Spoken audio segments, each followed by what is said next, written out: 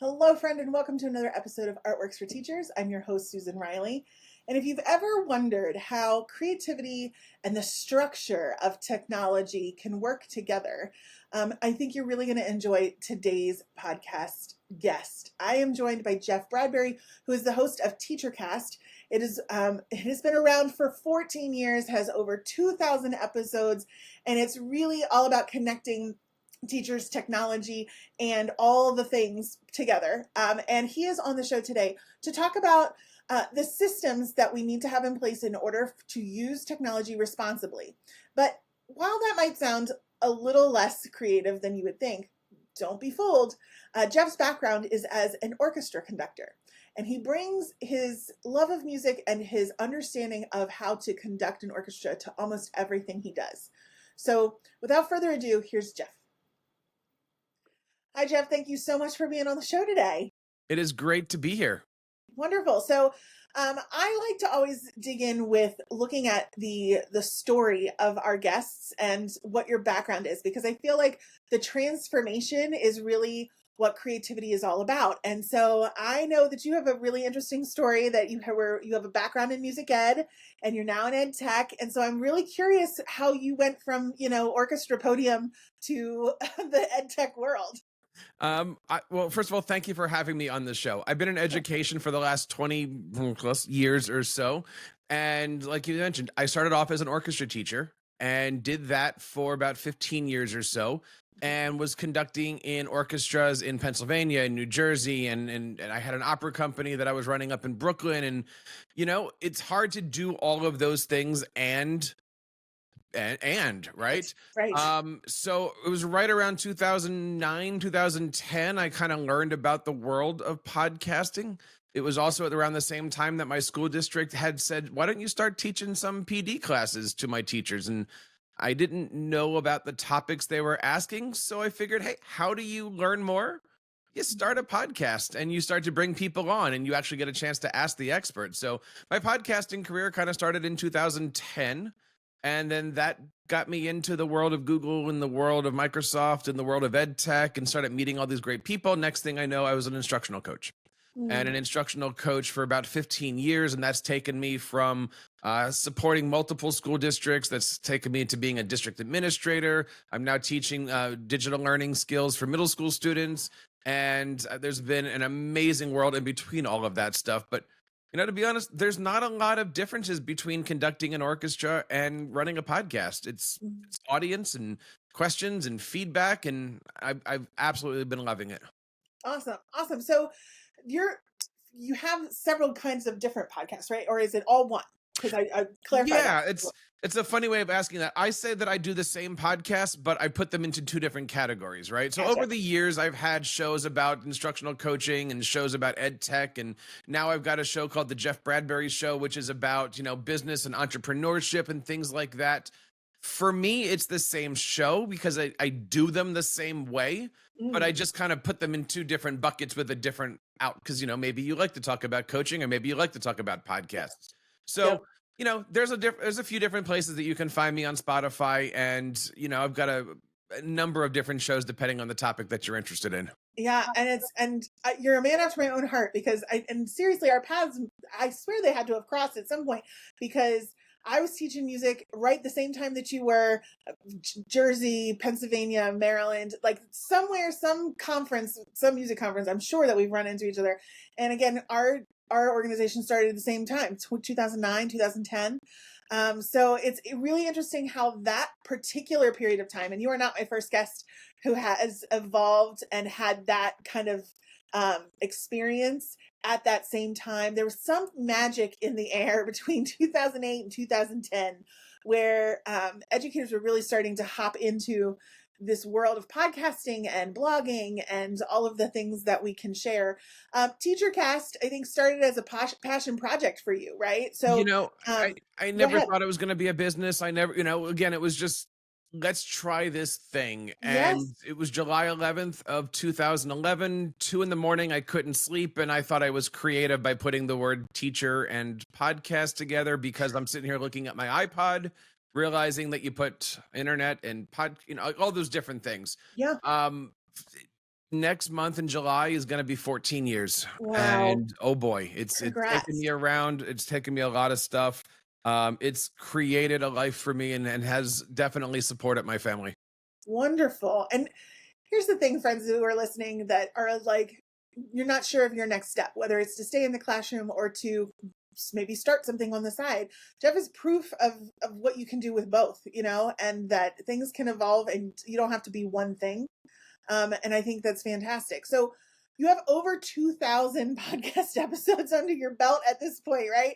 And have had so many different kinds of conversations from people around the world. What are some of the biggest trends that you've seen come and go and maybe are coming again? Oh, well, for the coming and the going, let's just talk about podcasting as it is, right? Mm. When you're looking in the world of non-educational podcasts, there's always the debate of what is what is a podcast, what isn't, and we're not going to get into that right now. But in the education world, I've always said we've had about 5 different waves of podcasting. Mhm. Basically, depending on the technology, we had things like Google Meet, we had the Blabs, we had the Anchors, and throughout all of that, you saw a bunch of educators really getting into the medium and really trying to create and have conversations and content and online shows. So it's been really cool. I feel old when I talk about this stuff because I'm still here, right? But it's been really cool watching people get interested in podcasts, and then of course, as soon as the teachers get interested in podcasting, it's, well, how do we do this for our students? Yes. Right. So Yeah. if you go over to podcastingwithstudents.com, you'll see all of my student podcasting resources and lesson plans and stuff like that. And there's a lot of different aspects of that. Obviously, in education, we're talking about AI these days. Who isn't? But going into how do we use it? What can we use it for? How do we save time? Automations. I mean, it's really interesting seeing all that. And as you know, being in the recording industry here, you get a chance to meet the people, you get a chance to meet the companies, you get a chance to see behind the scenes a little bit. And for me, that just helps out my school district, that helps out my family here, and that helps really bring a light to what's happening. So, Yeah. there's a few topics that have been coming on and kind of going around here, but it's really interesting to see how many different things just keep revolving and kind of all come back into circle. Yeah. So I want to dig into this a little bit further because for people who have been around as long as us, not calling us dinosaurs or anything, but we've been around for a while. We've seen some ed tech trends come and some really like that were really hot and have gone by the wayside. And it kind of leads to this whole burnout from educators, I think, of, what's going to come now and what's sticking and what's not. Do I need to invest in this? Do I need, or is it just the next fly by night thing? Um, what's your take on that in terms of like especially around AI, when it comes to AI, I don't think it's a fly by night thing, but you're the expert here. So, um, how should teachers be, embracing technology or discerning it? One of the things that I like to discuss and talk about is what we call the innovation curve, right? And if you think about it, on one side of the curve, you have people who are early adopters, people like you and I, who are like, oh, there's a shiny new thing, let's go for it. And then you go up the curve and you see about that 15 to 18%. Those are the people that say, well, if Jeff and Susan are doing it, I'll give it a try. And then on the other hand, you've got the people that you kind of have to pull into all of that. And I talk about this a lot on the podcast. I talk a lot about this in the book, and I talk a lot about this on the presentations. And if you're going to create a movement, you need to have those first followers that bring that next 20% that then start to pull people up that hill. Right. Where am I going with all of this? When you're looking at technology and things that are a fad, there's got to be a reason for having it. Any first follower is going to go, oh, Twitter's great. Oh, okay. Now Blue Sky is great. Oh, now LinkedIn's great. But what's the actual meaning behind that? And being a tech coach for 15 years, we've seen the rise of the need for extra support in the classroom, the need for the position. But then as more and more teachers started pushing back on the use of technology in the classroom, that's when you started seeing reading coaches and STEM coaches. And so the need for support is there, but the need for the support is now not coming from the technology, meaning the application, meaning, hey, we just got Google for the first time. You saw the backlash, but the need for the support is still there. All of that support comes from your school district goals, your school district leaders saying, we have a need to learn, as an example, we have a need to raise our reading scores. So how do we do that? Well, we go get our reading coaches. Now, Mhm. obviously, the reading coaches are going to need something. That's where the reading applications come in. So you're basically saying we're going to infuse technology through the use of this position or through the use of these resources, Mhm. but it's goal oriented. It's Yes. not just, hey, we have this thing, who wants it? It's, we have a goal to move forward. We're going to support our students. We're going to support our teachers. Now, here's the why. And I think more school districts, I don't think they're identifying it as the why, but I Mhm. think they're identifying it as, this is something that's important to us. So it's been interesting. Again, you were mentioning the trends and stuff, going from a tech coach to an instructional coach to a, you name whatever the title is. There's a lot of different things that have been happening in education to support student learning, but it's got to come from this idea of, why are we doing this and how do we want to get there as a group? Then you see the teachers starting to buy into the concept. Yes. And I want to dig into this idea of support a little bit more because I don't know if you've been seeing this, but I have, especially over the last 6 to 12 months, where support used to mean, let me give you some lessons, let me give you some resources. You can then play with that and kind of figure it out and use it then in your classroom or in your school, right? Um, and I'm seeing that evolve in terms of not so much needing the stuff anymore, but needing the structures and, as you pointed out, the systems. And so, how do you, as an instructional tech coach, as the person who kind of guides this, what kind of supports do schools need other than the stuff? Because I still think, even after all the COVID money has now been gone and spent, we still fall into this trap sometimes of, let's buy the next new thing, let's buy the next new tech and put it in front of our kids because we got to be ahead of the game. Um, how do you get schools to understand that the support is where they really need to spend the time and the money? And what does that kind of support look like for you? Well, the support is the answer to the question that you're asking. It's not the thing that they need. What they need is the structure. And I talk a lot about this in my new book, Impact Standards, because there's a lot of school districts that are just spending money and now Yes. they don't have any money. Yes. And even in districts that I used to work in, now they're losing coaches and they're losing all these different opportunities because they don't have the funding. Hmm. When we tie instructional coaching into our vision and into our strategic plan, then it's not an afterthought. It Hmm. is the way that we're going to succeed in this school community that we're building together. Yes. And so you ask a lot of coaches, what do you do? And unfortunately, they give the wrong answer. Hey, Susan, what do you do? And Susan goes, I work with teachers. No, that's how you do it. Hmm. You are here, going back to the reading example, you're here to support the vision and the goals and the digital learning plan, all of the, you do that through helping out teachers. You do that through working with the community. You do that through your email newsletters, your websites, etc. And then it becomes, okay, I understand where the money is going. I understand the need for I need to get a few more of these because suddenly, you know, there is a structure. So a lot of what I think school districts need to do is take that step back and go, why are we having this? What is the reason? Look, I've come from a number of school districts that didn't understand why they were hiring me. Mm. My first school district, they brought me in and they set me into the school district and just said, Jeff is here. He's the digital coach. Go. And then you ask the principals, well, what is Jeff going to do? And they go, I don't know, because there's no structure. Right. Right. Well, if Jeff is here because we have a goal to infuse Google Classroom as an example, well, then we understand that when the principals go into the classroom and they're not using Google Classroom, he's the not the reason, he's the tool that we bring in to help achieve our goal. And that could be for STEM or for reading or for SPED or you name it. So it's really the structure that we have to create. And there is a synergy between digital learning standards and curricular standards. They Yeah. do go hand in hand.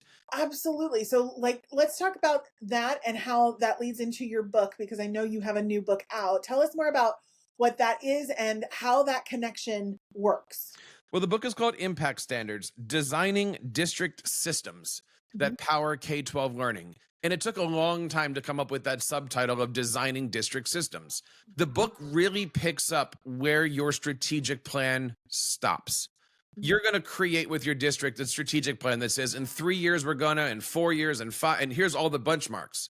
Well, then what, right? How does that relate to the classroom teacher? And usually the classroom teacher doesn't know, doesn't care. They see this thing that the superintendent's flashing around in the community, but how does that actually relate to the lesson plans? How does that relate to the standards? How does that relate to what's happening in the classroom with the students? Well, it all does, because everything has to happen to be focusing everyone's attention into student and student achievement. So once you have that strategic goal, it really is, okay, it's my favorite question that I ask. When you walk into the classroom, what do you want to see? I want to see learning this way. I want to see students acting this way. I want to see the curriculum being alive. Okay, so then how do we get there? And how do we get there is we build an instructional coaching support where you have people that work together. I can't tell you how many times in a previous school district, I was the digital learning coach and you were the reading coach, and we didn't know if we were brothers, cousins, mortal enemies, right? I would go in and say, I have a meeting with Mrs. Smith, and you're like, well, I do too, and I'm going to tell her what to do. Well, then what's my job? And so when you have teachers that aren't understanding what the role of these support people, and that they're here to support the district goals. Again, you can see where I'm going with all this, right? Yes. But the point is, the book really does help school districts and buildings build a system that will help them achieve their strategic plan successfully through instructional coaches. And then at the end, it gives you a nice little, utopia of here's what it looks like in this school district, in this school district. And I'm really happy that I had a number of instructional coaches and digital learning leaders kind of write a chapter with me to say, here's what this actually looks like when in best practice. Yeah, I would actually love to hear what's your favorite story out of all the ones that are in there. What's a favorite that of a district that like it's rocking it out of the park? There's a lot of districts that are getting it, and they don't know that they're getting it because they're just going forward, right? You never know how far you've gotten until you turn around. Yeah. And it was interesting working with coaches that said, okay, once I started writing this chapter, I didn't realize how much impact I'm actually having. And that is a big deal with coaches. Most coaches don't realize what they're actually doing, because coaching is not a day by day, it's a year by year. Yes. You sit there and you work with a teacher, and then you realize the next year, oh, they're not doing that lesson anymore. The hallways don't look the same.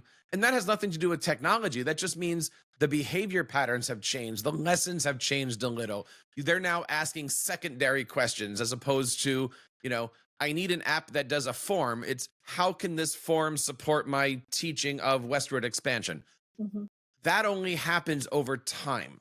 And that only happens through the innovation curve of you got to get those first two people in there, those teacher leaders. Yep. Then you can get a grade. Then you can get a building wing. Right. Then you can get, and it happened to me my first school year. I was in a school district for 4 years.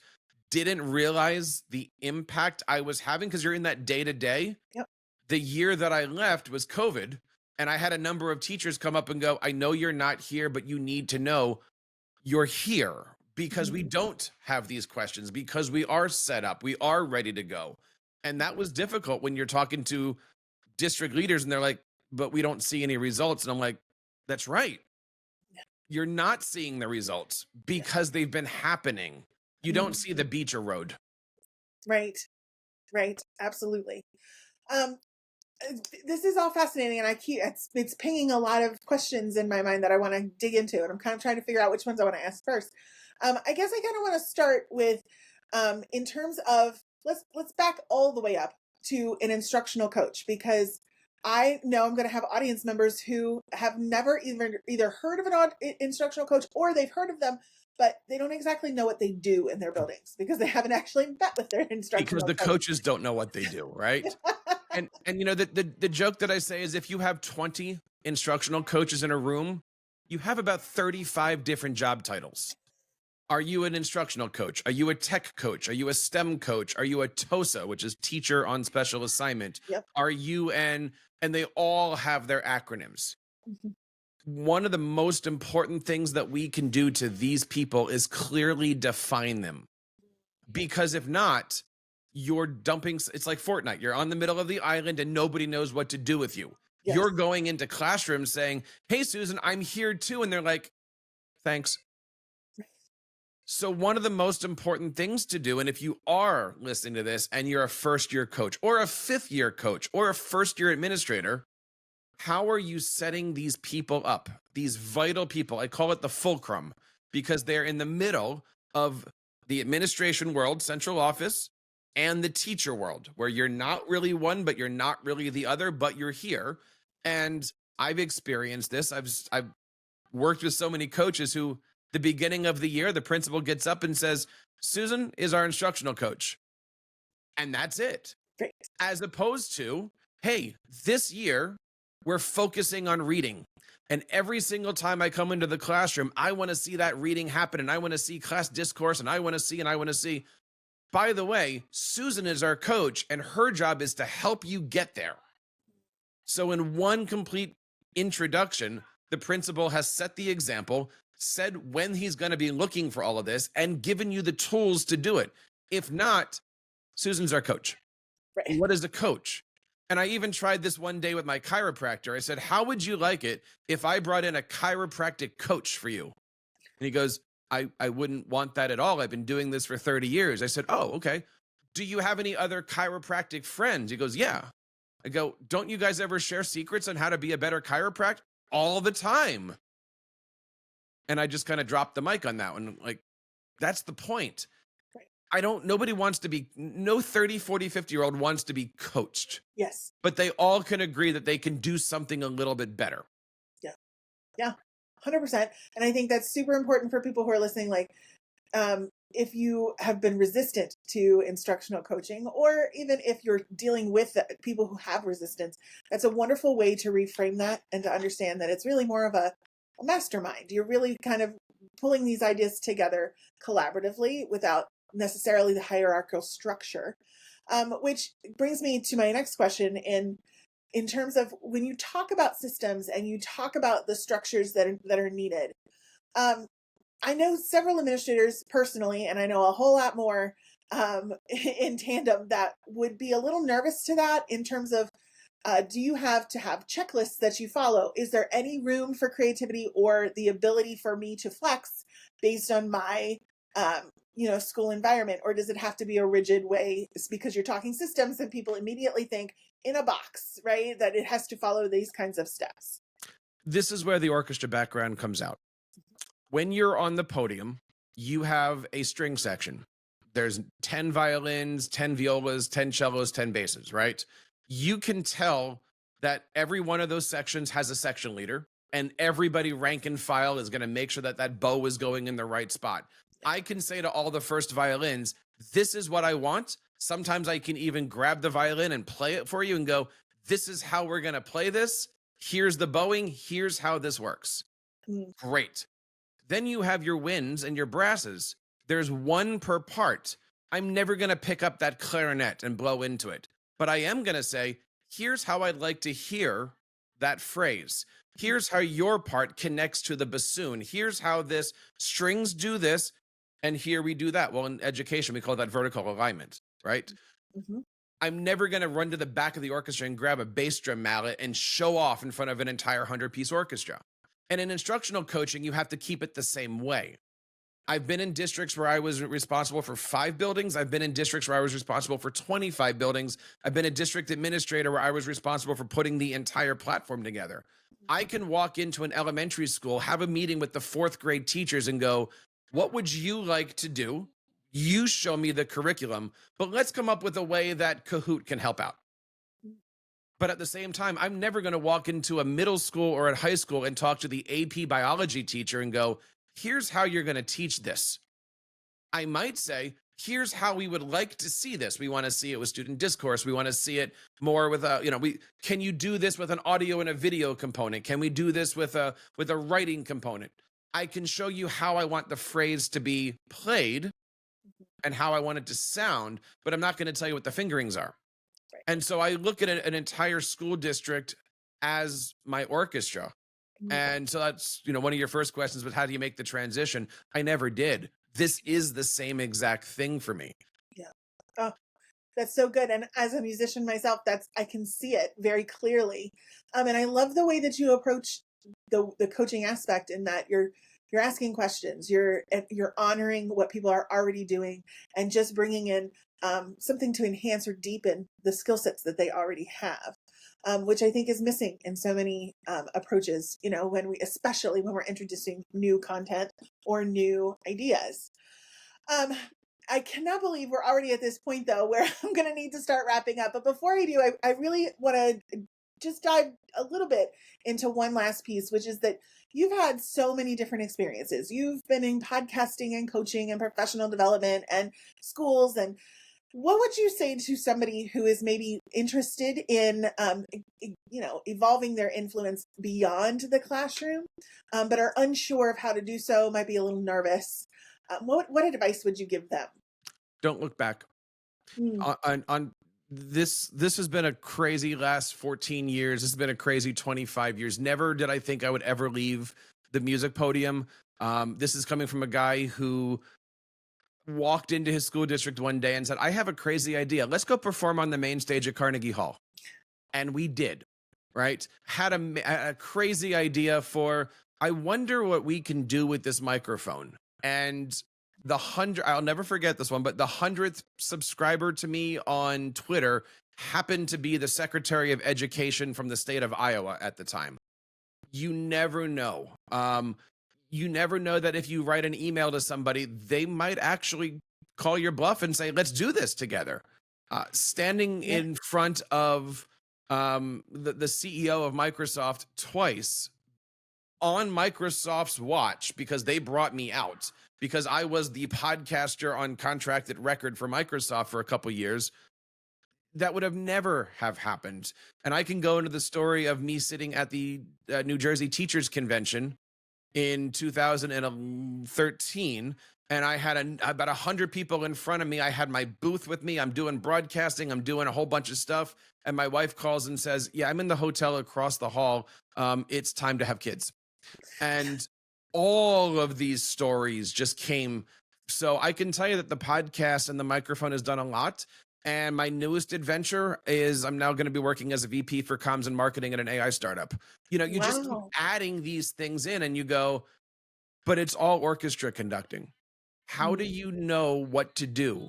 Well, you listen, you have the conversations, you know what the final plan is. And it doesn't matter if you're a teacher getting to that last test, if you're a coach saying, here's the strategic goal, we're going to get there. If you're an orchestra saying, I know what Beethoven 5 sounds like, or if you're sitting here going, all right, now I have a company that I need to put in front of people who don't know anything about the company. I got to build a team. I got to build a structure. I got to build it. Or an instructional coach going, I was just dropped into like Fortnite in the middle of everything. You just create a plan and you get all the support. And if you need help, there are people out there who are there to help you. I built my tech coaches network because I didn't know how to be a tech coach. And that was 14 years ago. Yeah. And build that, we build that taproot, but build your network. And people are out there and they want to help. I mean, you and I just happen to find each other, and I know we're going to be talking after this is good. Yeah. So you never know who's around that corner. Absolutely. Absolutely. Such wonderful advice. Jeff, for those who want to stay in contact with you, maybe purchase your book, listen to your teacher cast, where are the best places that they can find you? The business website is teachercast.net. My book you can find over at teachercast.net/standards. Very excited that we, for the last couple of weeks, we've been number 2 on the new book list. So help us get to number 1. Yeah. And looking forward to a great summer ahead and having you on my show sometime soon. Fantastic. I cannot wait.